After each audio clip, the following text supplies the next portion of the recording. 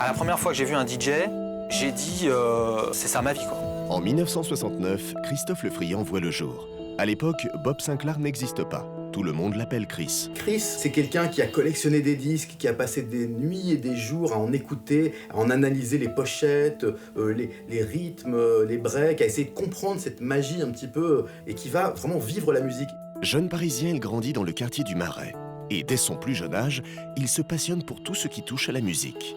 Ça commence comme ça et ensuite tu dis je vais en faire vraiment toute ma vie, quoi. Je sais pas comment je vais y arriver, mais je veux le faire. Adolescent autodidacte, Christophe décide de créer ses propres morceaux en mélangeant et en manipulant des sons avec les moyens du bord. On a enregistré dans ma chambre, sur un 4 pistes cassette, et puis après ils allaient faire presser là où c'était le moins cher, ils partaient avec la voiture récupérer les disques. Après ils partaient à Londres, parce que Londres à l'époque c'était la Mecque, c'était l'endroit des DJ où on trouvait toutes les promos, tous les disques qui n'étaient pas encore sortis.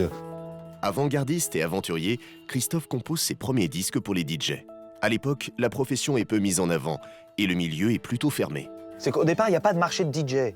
Donc tu peux pas jouer en tant que DJ. Donc moi, je me dis, on va essayer de faire des vinyles pour les DJ qui sont dans le monde entier.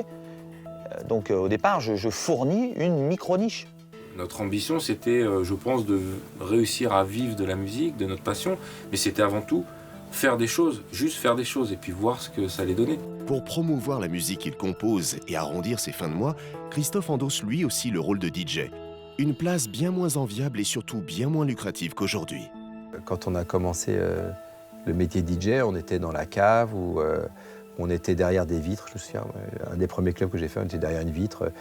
Pas du tout en contact avec le public, les gens n'avaient rien à foutre. Eux, ils venaient dans un lieu, et il fallait que la musique soit bonne, que la sélection soit intelligente.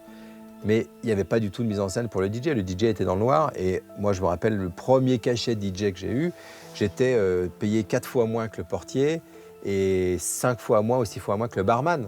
Quand on est jeune et qu'on a 20 ans, on s'en fout de bouffer, on s'en fout de tout. Moi, je te dis, j'avais un lit, ma mère que j'aime d'amour, et puis ça suffisait. Je faisais 1 ou 2 soirées comme ça pour m'amuser, au bain, au palace.